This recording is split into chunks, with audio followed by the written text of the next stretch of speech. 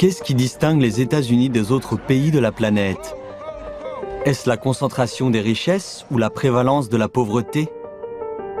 La paix et la tranquillité ou la violence? Peut-être est-ce tout cela à la fois. Mais les États-Unis ne sont pas que ça. Ce qui distingue véritablement ce pays, c'est sa capacité unique à régenter le monde comme il l'entend à tout prix. Est-ce que les États-Unis sont en train de pousser leur démocratie jusqu'à un point de rupture en agissant de la sorte? Dans cette nouvelle série de CGTN, nous nous penchons sur certaines des questions qui se posent depuis longtemps aux États-Unis et sur leur impact sur le monde. Le 4 juillet 2022 aurait dû être un jour de fête pour les Américains avec leurs familles et leurs amis.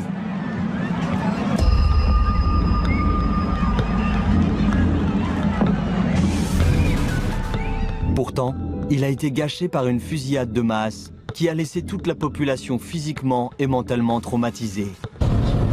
This should never have happened. We talk about it being senseless. It is senseless. It is absolutely senseless.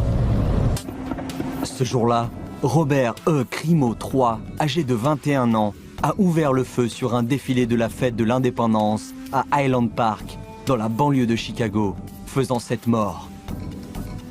I don't know if adrenaline kicked in, I have no idea, but I jumped up. I stood in front of my cousin with my back to where the shooter was. I didn't know at this point she'd been shot. I thought she had had a heart attack or fainted in fear. But my daughter jumped up at that point. We both checked for a pulse. There was no pulse. Selon les archives sur la violence par arme à feu, le même jour, le 4 juillet 2022, des fusillades ont été signalées dans presque tous les États américains. Au moins 220 personnes ont été tuées et 570 autres blessées. In recent days, there's been reason to think that this country is moving backward, that freedom is being reduced, that rights we assume were protected are no longer. À Chicago, Crimo a tiré plus de 80 balles. Les autorités ont ensuite indiqué que le tueur possédait 5 armes à feu, dont 2 fusils d'assaut. Il les avait achetées légalement. Pourtant, au cours des 3 années précédentes, il avait reçu à 2 reprises la visite de la police après avoir tenté de se suicider et même menacé de commettre une tuerie. L'une des questions les plus controversées aux États-Unis aujourd'hui est de savoir qui devrait être autorisé à posséder des armes à feu et de quel type.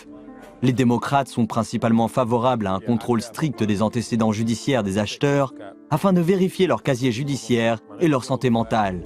Dans de nombreux magasins d'armes, ces contrôles sont strictement appliqués. I don't know what the computer enrichment does specifically.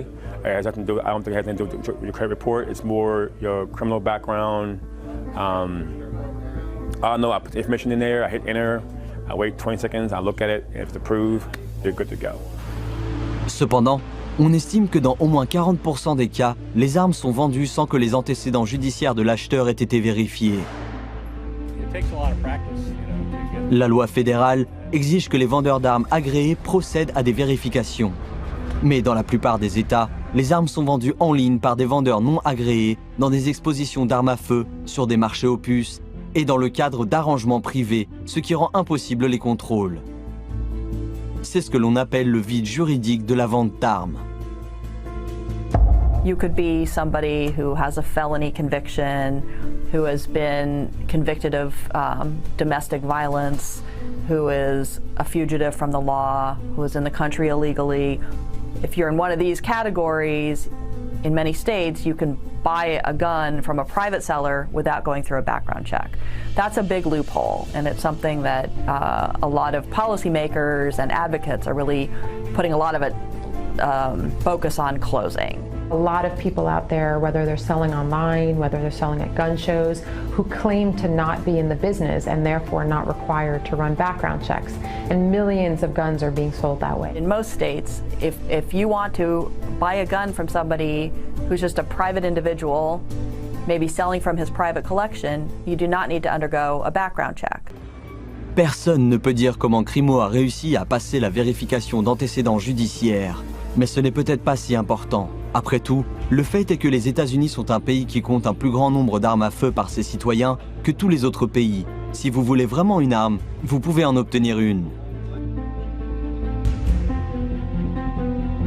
The number of guns manufactured in this country tripled over the last 20 years. Today, we have more guns in our nation than people. Chaque année, les violences armées aux États-Unis font des dizaines de milliers de morts. Rien qu'en 2022, ce chiffre s'est élevé à 40 000, avec près de 40 000 autres blessés. Pourtant, malgré le nombre croissant de morts et de blessés, il est difficile de parvenir à un consensus sur une législation efficace en la matière, et ce pays est plus divisé que jamais sur ce dossier. This is a gun country. It's crazy. We're the most armed country in world history, and we're one of the least safest. So, you know, until Americans decide that they want to give up the guns and give up the opportunity to get guns, we're going to have this problem. La plupart des pays n'ont guère de difficulté à décider d'autoriser ou non la détention privée d'armes à feu. Pourtant, pour les partisans américains des armes à feu, le droit de s'armer est incontestable. Dirigé par la National Rifle Association, NRA, de nombreuses organisations de défense des droits aux armes bénéficient d'un large soutien de l'opinion publique. It's not about guns, it's about freedom. David Keene est l'ancien président de la NRA, le groupe de défense des droits aux armes à feu le plus influent des États-Unis. Cette association affirme que le droit de porter des armes est inscrit dans le deuxième amendement.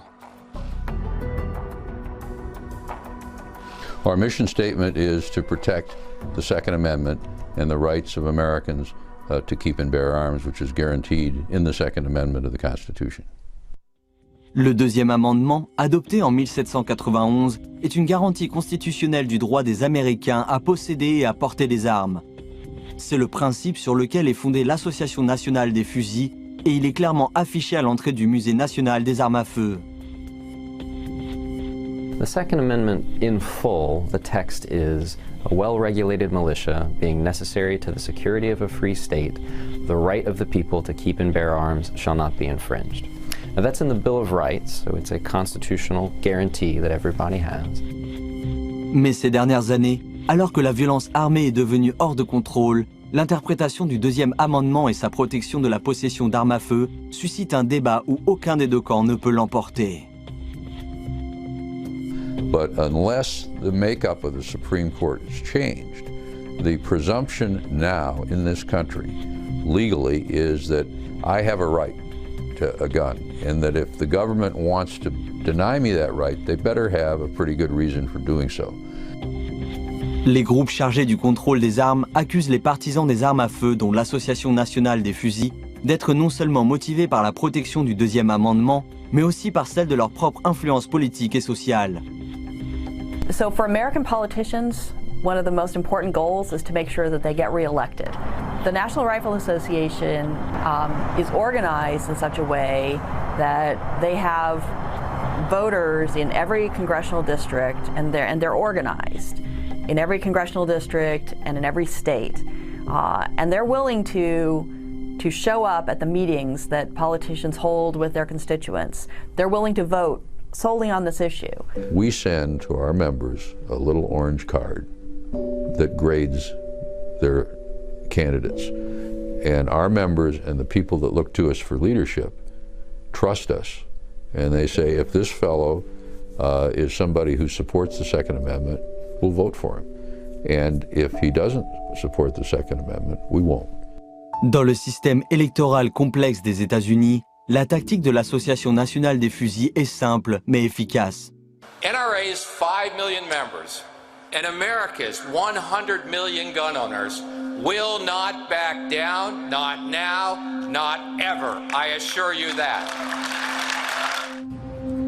Alors que ce débat semble sans fin, le public américain est de plus en plus découragé à l'égard de l'idée de trouver une solution au contrôle des armes à feu. Aux États-Unis, une fusillade de masse est définie par le fait que 4 personnes ou plus ont été blessées ou tuées.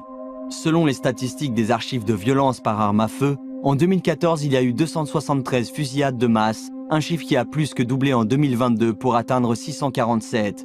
Les fusillades de masse sont si fréquentes aujourd'hui que la plupart d'entre elles sont ignorées par les milieux médiatiques. Seules celles qui se produisent sur les campus et font des dizaines de morts sont jugées dignes d'être rapportées.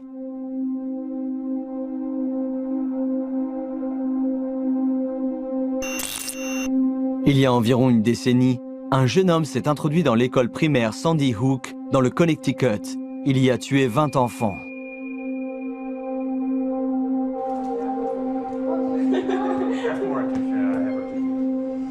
I could hear it in person, very loud and very clearly, and it was definitely, it was like we knew that it was close. It was definitely a lot more frightening because we always thought that it was going to be us next. After, like, when the round of shooting stops, it was like, oh, it's going to be us next. Le président américain de l'époque, Barack Obama, a prononcé tout de suite un discours émouvant, promettant de prendre des mesures décisives pour mettre fin à de telles tragédies. And we're going to have to come together and take meaningful action to prevent more tragedies like this, regardless of the politics. Mais vers la fin de sa présidence, Barack Obama a dû admettre sa défaite. If you ask me where has been the one area where I feel that I've been most frustrated and most stymied, it is the fact that the United States of America is the one advanced nation on earth in which we do not have sufficient common sense gun safety laws, even in the face of repeated mass killings. Alors que la fusillade de Sandy Hook en 2012 commençait à s'estomper dans les mémoires, la réalité a de nouveau frappé. Le 24 mai 2022, Salvador Ramo, un jeune homme de 18 ans, est entré dans l'école primaire Robb au Texas et a tué 19 enfants et 2 enseignants. C'est la fusillade la plus meurtrière dans une école américaine depuis Sandy Hook.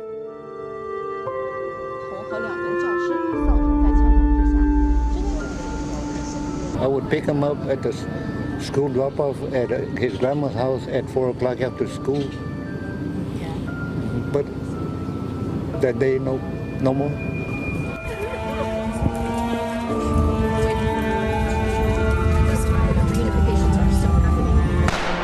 Les policiers présents sur les lieux ont attendu plus d'1 heure avant d'entrer dans la salle de classe et d'interpeller le tireur. And the people kept saying, go in there, get him, go in there, get him. Every minute, he kills somebody. Every moment, boom, every moment. And they're like, nobody want to get hurt. They don't want to get hurt. So they don't want to go in because they don't want to get hurt. The children didn't have to die. But if we need a simple phrase to describe what the report says, again, I would tell you multiple systemic failures. Le président de la commission d'enquête n'a pas expliqué en détail les multiples défaillances institutionnelles. Mais une étude du système d'application de la loi et de son histoire révèle que l'une de ces défaillances est un concept peu connu mais profondément enraciné.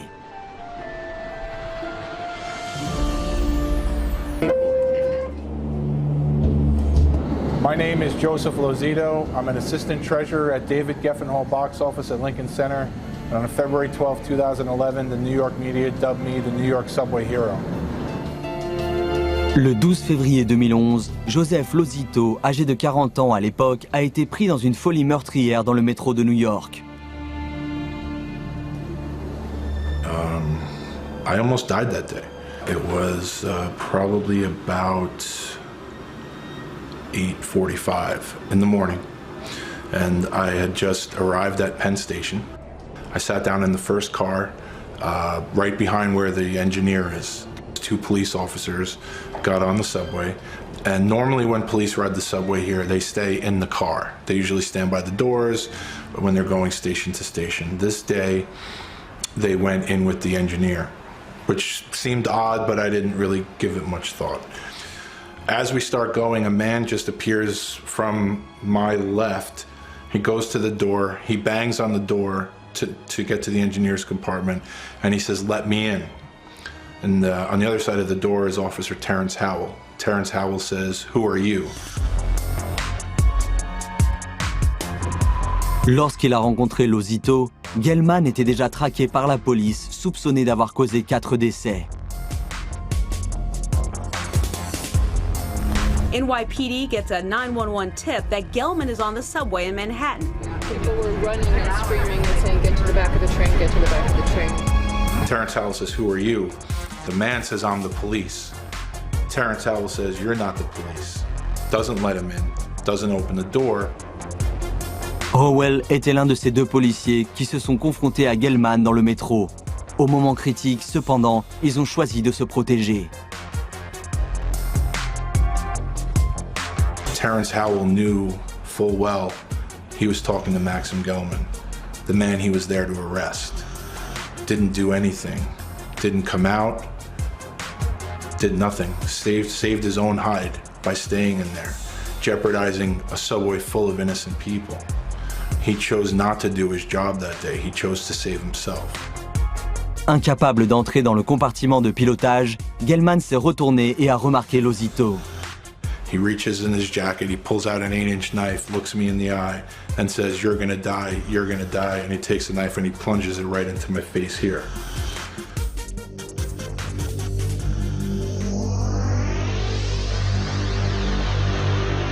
He brought his arm back to stab me again, and I had lunged at him.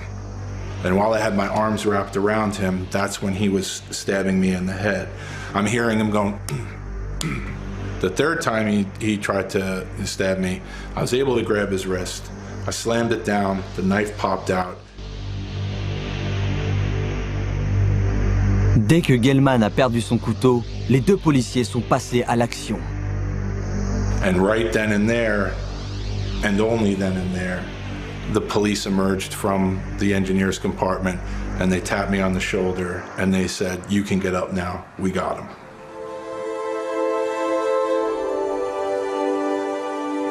Lozito a survécu. Furieux de l'inaction des deux policiers présents sur les lieux, il a porté plainte pour négligence contre la police de New York. Mais son affaire n'a abouti à rien. Didn't get the chance to go to court because of the whole, they don't owe a duty to protect the individuals. They owe a duty to protect, I guess, the group as a whole, or in this case, the NYPD has a duty to protect the city, I guess, at large, as opposed to protecting individuals. Ce qui a empêché Lozito d'aller au tribunal, c'est ce qu'on appelle la doctrine du devoir public. Basically what it says is that you can't bring a lawsuit against law enforcement if they fail to prevent a crime against you. And what that means in a nutshell is that the government employees owe a duty to the general public, but not to one individual person. Selon la doctrine du devoir public, la police n'est responsable que de la sécurité du public en général et non de celle d'un individu, à moins qu'une relation spéciale ne soit établie. So what constitutes a special relationship is certainly not clear by law. So as far as I'm concerned, that's really an exception without real meaning or teeth. Even though everyone in America and probably around the world thinks that, the police are there to help you and to provide and protect and to serve you. And they are, but only when they say they're ready to do those things. Not necessarily when you call them. Cela explique pourquoi les policiers qui ont attendu plus d'1 heure avant d'affronter le tireur de l'école primaire Rob n'ont fait l'objet d'aucune sanction légale.